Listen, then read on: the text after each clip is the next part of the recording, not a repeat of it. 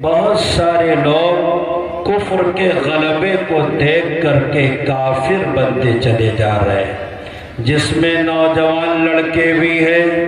نوجوان لڑکیاں بھی ہیں، بڑے بوڑھے بھی ہیں، چھوٹے بچے بھی ہیں۔ میرے بھائیوں،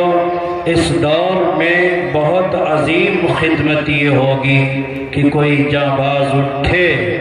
عرب کے ریگستان سے یا عجم کے کسی لالا زار سے اور اس فتنے کے آگے سد سکندری بن جائے۔ میرے بھائیوں، اللہ نے ہمیں ایمان کی دولت عطا کی ہے۔ یقین جانیے، خدا کے خزانے میں اس قیمتی دولت سے بڑھ کر کے کوئی اور دولت نہیں ہے۔ اللہ نے ہمیں محمد الرسول اللہ صلی اللہ علیہ وسلم کی غلامی میں پیدا کیا ہے۔ یقین جانیے، اس شرف سے بڑھ کر کے کوئی شرف اور فضیلت و بزرگی نہیں ہے۔ اللہ رب العزت نے دنیا پیدا فرمائی، دنیا میں بہت ساری نعمتیں پیدا فرمائی، ان تمام نعمتوں میں جو نعمت ایمان ہے اتنا عظیم ہے کہ اللہ پاک نے اس نعمت کی بنیاد پر احسان جتلایا ہے۔ ارشاد باری ہے، لقد من اللہ علی المؤمنین اذ بعث فیہم رسولا منہم یتلو علیہم آیاتہ ویزکیہم۔ اللہ نے محمد الرسول اللہ کے واسطے سے تمہیں ایمان دے کر کے تمہارے اوپر بڑا احسان کیا ہے۔ تو یہ اللہ کی طرف سے بڑی نعمت، اللہ کی طرف سے ہمارے لیے بڑا سرمایہ ہے، بہت بڑا خزانہ ہے۔ اب اگر کوئی انسان اللہ کی دی ہوئی اس نعمت کو اپنے گلے سے نوچ کر کے پھینک دیتا ہے، کوئی انسان اللہ کے دیے ہوئے ایمان کو اپنے گلے سے نکال کر کے کفر کا پٹا گلے میں ڈال لیتا ہے، مسلمان کافر ہو جاتا ہے، ایمان والا مرتد ہو جاتا ہے۔ امیر ہو یا غریب، شہر کا رہنے والا ہو یا دیہات کا باشندہ، اگر وہ اللہ کی دی ہوئی نعمت عظمیٰ کو اپنے پیروں سے رود کر کے کفر کی غلامی کو قبول کر لیتا ہے، مرتد اور کافر بن جاتا ہے، اتنا بڑا خسارہ، اتنا بڑا نقصان کہ کل قیامت میں جب اس نقصان کی حقیقت کھلے گی ہم خون کے آنسو روئیں گے، لیکن یہ جو نقصان ہوا ہے اس کی تلافی ممکن نہیں ہے۔ اللہ پاک نے قرآن پاک میں فرمایا، وَمَن يَرْتَدِدْ مِنْكُمْ عَنْ دِينِهِ، جو لوگ دین اسلام سے مرتد ہو جائیں، دین اسلام سے پھر جائیں، قرآن کا انکار کر دیں، نبی کی نبوت کا انکار کر دیں، اللہ کے نبی کی غلامی سے نکل کر کے کفر کی غلامی میں پہنچ جائے، چاہے غریب ہو یا امیر، اللہ کہتا ہے اتنا بڑا نقصان، اتنا بڑا نقصان کہ اگر کسی کی موت ارتداد کی حالت میں آتی ہے، کفر کی حالت میں آتی ہے، فَأُولَئِكَ حَبِطَتْ أَعْمَالُهُمْ فِي الدُّنْيَا وَالْآخِرَةِ، اس کی زندگی کا سارا نظام درہم برہم ہو جائے گا۔ اس نے حج کیے تھے، کوئی حج قبول نہیں، اس نے عمرے کیے تھے، کوئی عمرہ قابل قبول نہیں، اس نے نماز پڑھی تھی، اب کسی نماز کا کوئی ثواب اسے نہیں ملے گا۔ اگر وہ آدمی مرتد ہو گیا، کافر ہو گیا، تو اس کے سارے اعمال اکارت ہو جائیں گے۔ اللہ کہتا ہے،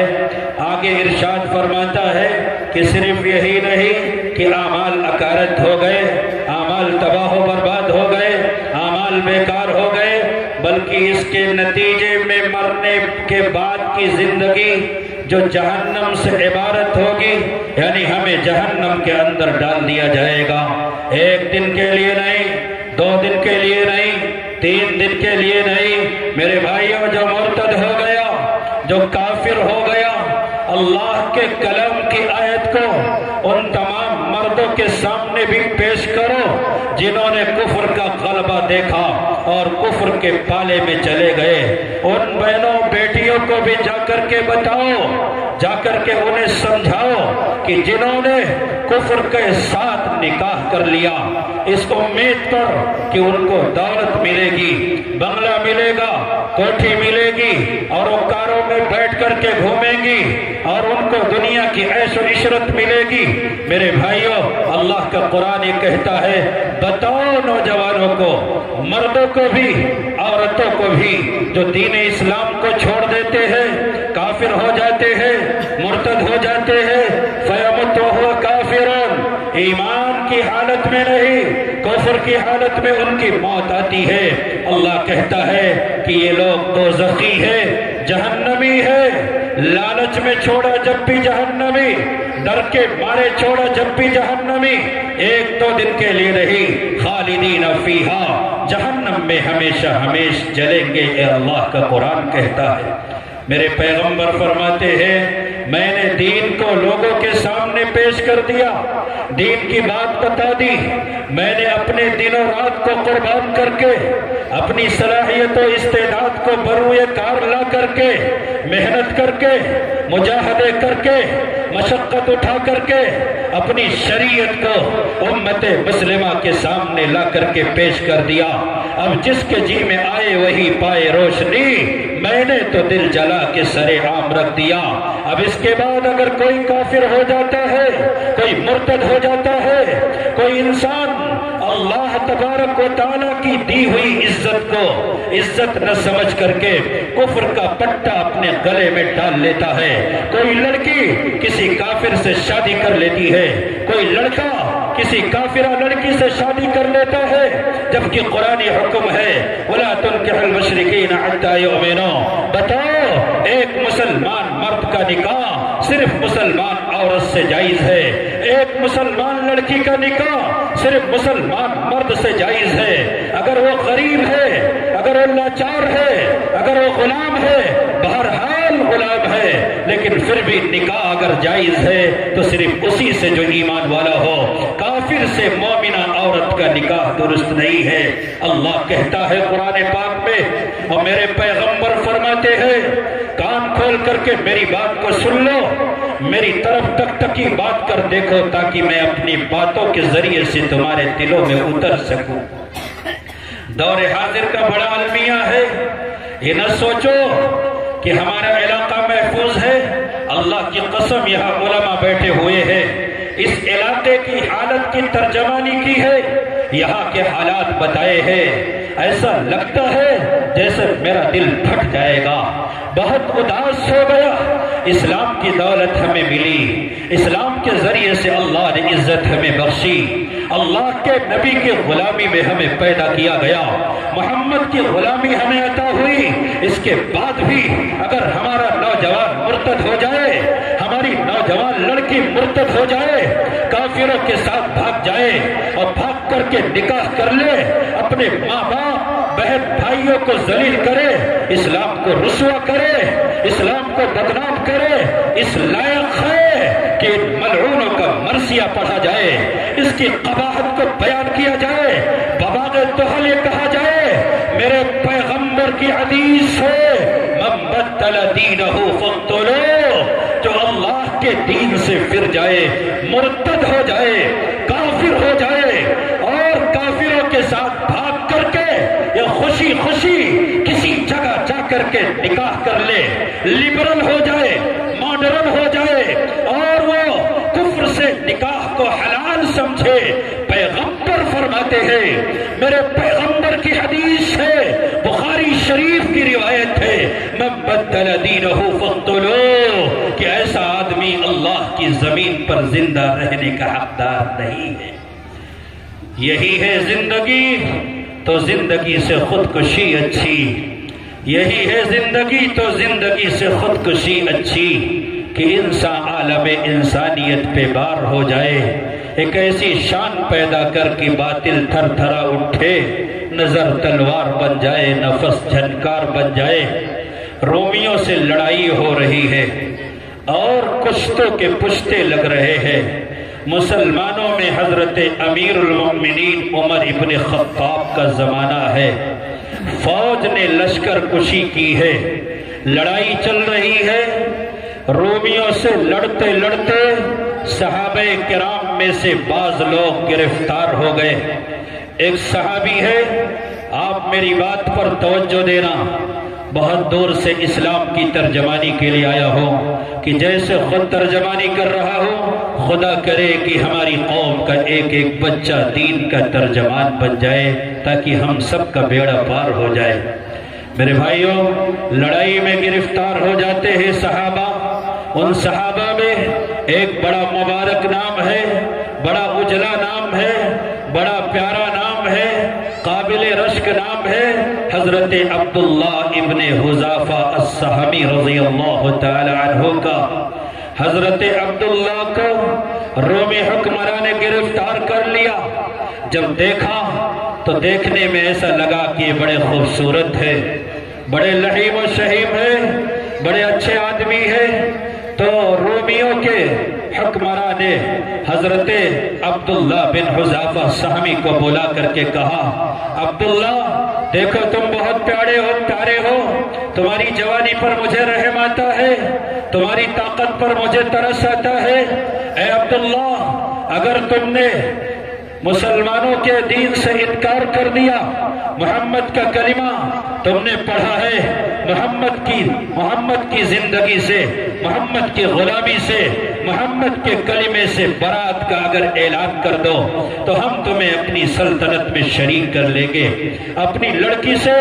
تمہارا نکاح کر دیں گے، تمہیں بڑی عزت ملے گی، منصب ملے گا، میرے پاس بیٹھو گے، میرا مشاور بن کر کے دنیا میں نام کماؤ گے، بڑی دولت ملے گی۔ میرے بھائیوں، عبداللہ بن حذافہ سہمی مسلمان ہے، ہماری طرح مسلمان نہیں ہے۔ ہم منافقت کے چولے میں اپنے ایمان کو باور کرانے میں لگے ہوئے ہیں۔ اللہ کی قسم صحابہ تھے، اللہ کی قسم وہ ایسے ایمان والے تھے کہ کائنات میں ایسے مومن نہ پہلے دیکھے گئے اور نہ قیامت کی صبح تک ایسے مومن نظر آئیں گے۔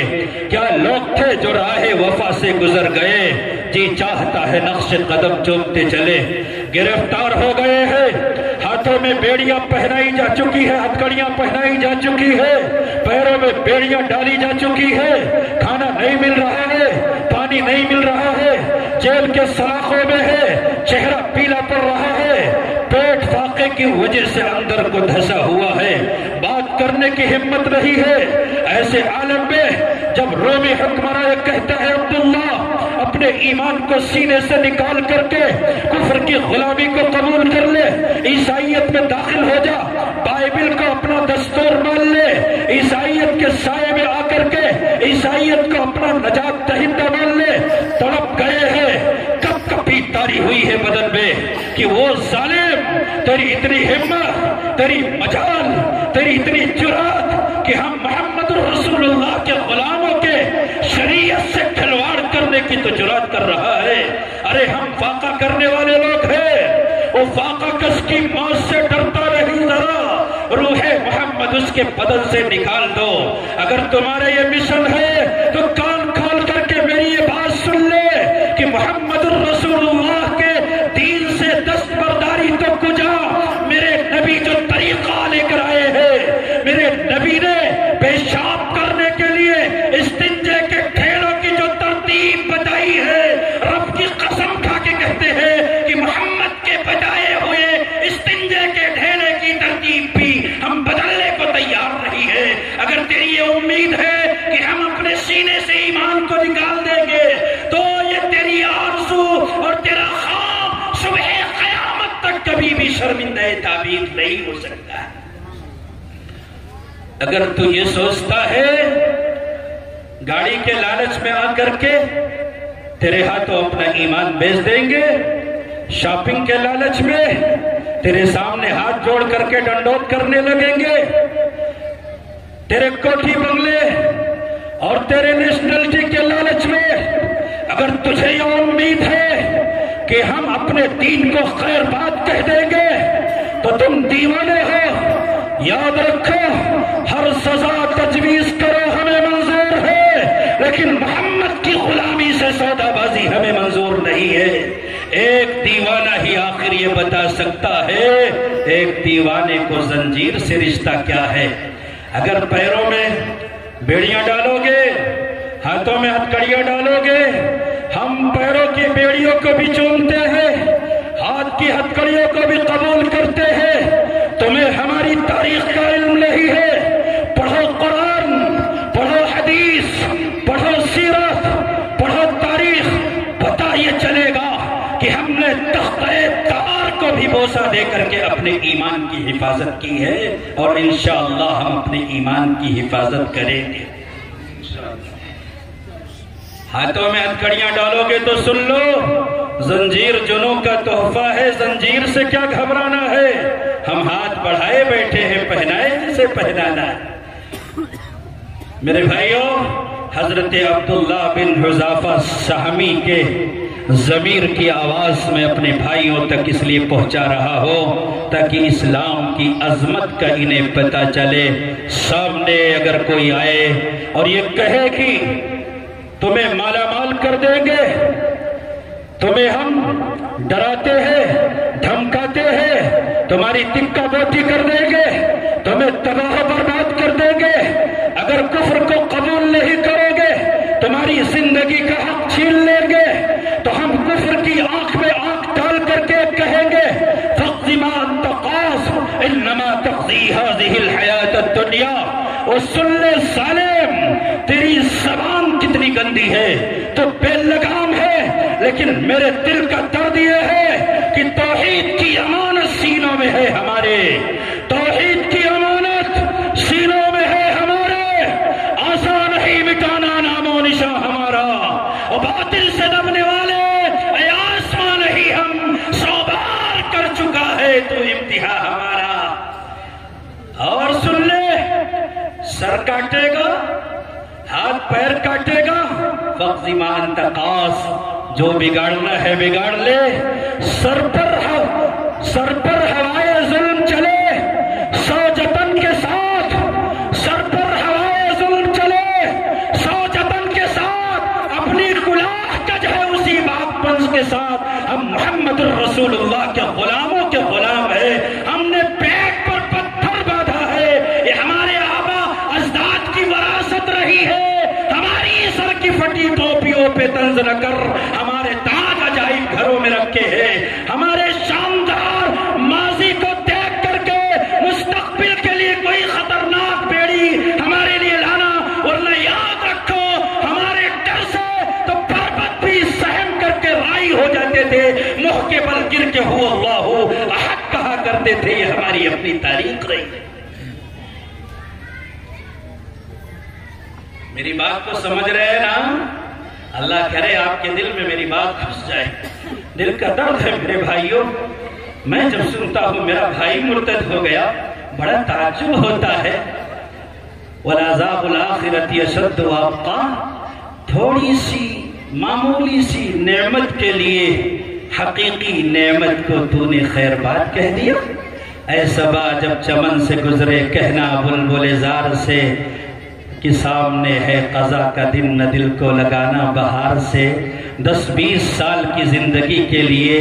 لامحدود زندگی کا تو نے سودا کر لیا۔ تو مجھے یاد آتا ہے کہ حضرت عبداللہ بن حذافہ سہمی نے روم حکمراں سے کہا، روم کتے، اگر تو یہ کہے کہ اپنے ہاتھوں سے اپنے گھر کو آگ لگا دو منظور ہے، اگر تو یہ کہتا ہے کہ میں اپنی بیوی کو بیوہ کر دو منظور ہے، اگر تو یہ کہتا ہے کہ اپنے لگائے ہوئے نشیمت کو اپنے ہاتھوں سے تہو بالا کر دو منظور ہے، اگر تو یہ کہتا ہے کہ اپنے بچوں کو یتیم کر دو منظور ہے، اگر تو یہ کہتا ہے کہ ہم اپنی زندگی کی ہر نعمت سے دستبردار ہو جائے تو منظور ہے، لیکن اگر اسلام کی بات آئے گی، پورے اسلام کو تو دور کی بات ہے، اسلام کے الف سے بھی ہم سمجھوتا کرنے کو قیامت تک تیار نہیں ہوگے انشاءاللہ۔ اس نے کہا گرفتار کر لو، گرفتار کر لیا گیا۔ رات کی تاریکی میں بے غیرت حکمراں نے اپنی لڑکی کو بھیجا کہ جاؤ، جو بے غیرت لوگ ہوتے ہیں ان کے ہاں بیٹی بہن کی عزت کوئی معنی نہیں رکھتی۔ بھیجا حکمراں نے اپنی بیٹی کو، علامہ ابن کثیر نے تفسیر ابن کثیر